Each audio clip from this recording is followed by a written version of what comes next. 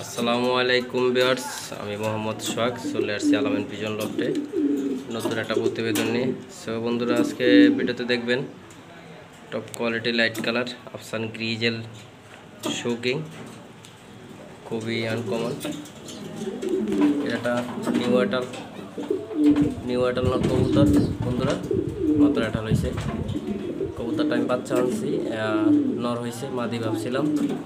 যাই হোক, তো বন্ধুরা, এটার জন্য আমার একটা মাদি লাগবে। যদি কোনো ভাই পারেন একটা মাদি দিবেন, আর যদি কোনো ভাই লাগে নিতে পারবেন।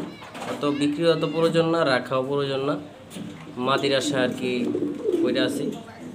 তো বন্ধুরা, যদি কোনো ভাইয়ের কাছে একটা মাদি কবুতর থাকে, আমার এই কবুতরটার জন্য যদি সংগ্রহ করে দিতে পারেন অবশ্যই দিবেন।